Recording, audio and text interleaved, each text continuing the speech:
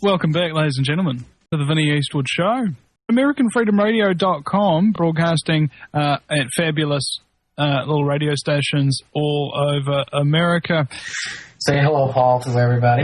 Yes, thank you, Vinny, for having us on your show. Chris and I have been working nonstop since November trying to get this new film done. It's called The Great Culling. You can check it out at thegreatculling.org.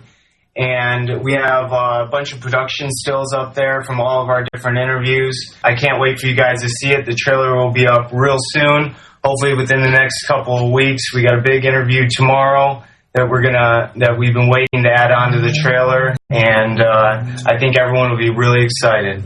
What we're trying to expose here and in this film is how the food, the air, and the water, our basic essentials for life, are under attack. Really. We also it doesn't become any more stark than that, and as a filmmaker, Paul, I mean, what's it like actually trying to tell a story like this? It's hard, especially people are not very receptive of this message. I've been finding that more and more people are becoming receptive, but it's a challenge every day. And I think the only way to get into people's minds is through media and film. And it seems like people don't know how to do anything unless it's they're watching it on television.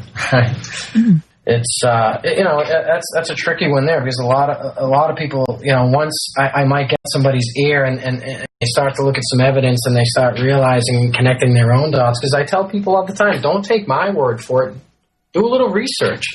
Put down the fantasy football for a minute, okay? Put down these fantasy leagues. I mean, that drives me nuts. How much time is wasted with these fantasy sports? And I'm sorry for all the guys out there. I play a lot of sports. I play hockey. I don't watch it. I play it. I play football. I go to the park almost 2-3 times a week, and I play baseball. I don't sit in front of a television to watch these things. And more importantly, I'm not going to make up a fantasy league in my head. How much time and energy does that divert all of us? And I really think that's the goal behind all of these media outlets. Is it's just a big old distraction to keep people distracted from focusing on what really is going on. Be aware. It's a higher state of consciousness we all need to be in, and on the atomic level, we're all vibrations. All right, we're electrons, neutrons. Everybody's vibrating. The law of vibration. The planet, everything physical around us is basically energy. Nikola Tesla taught us a lot there. And as you and I are having this conversation via electrical outlets here and media through the computer and across the world, it's the same mechanics as our mind. And we have a thought to speak. That's an electrical current, and it's not just staying within our physical bodies; it escapes through the universe. So what I tell people is, it's just a matter of awareness. Once you've done the research, you finally accept what's going on. That's all it's going to require. Because once we have the majority of the population vibrating on the same level, that's when change will come, I think, personally.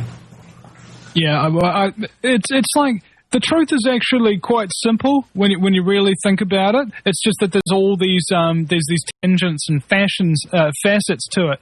For example, is evil good? No, evil's not good. Therefore, resist it. But what is the evil? How is it striking against you? Which people are in its clutches? Those are all the complications that I feel are kind of secondary to simply being aware that they're currently in control. You know what I'm saying?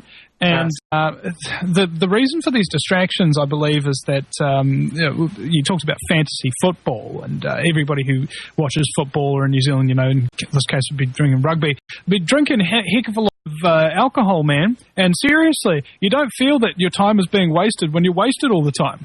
Yeah, right. Absolutely right. And again, I don't want to put down anybody out there who, are involved in fantasy leagues or or fixated on American Idol is another one that kind of makes my skin crawl. With everything that's going on in the world today, It's just a matter of prioritizing what's important to you. You have a family, you have kids. Well, what should be on your what should be at number one on your priority list? Should it be these distractions that we speak about? Are you really concerned about your children's health? And that's another thing. I'm a firm believer that it's innate. We're all want the best for our families and our children, help but not want that. It's just a matter of being educated and stepping outside of yourself and looking back in and saying, look, is this what really is going on here? Is there truth to any of this? Why do we continue to go down the paths we continue to go down when we know it's clearly not working? You can look at the majority of industries. I saw a great little documentary that Ben Stein put out. It was called Expelled. And, what it looked at was the scientific community and how, there's a challenge between the law of the theory of evolution versus intelligent design. And a lot of these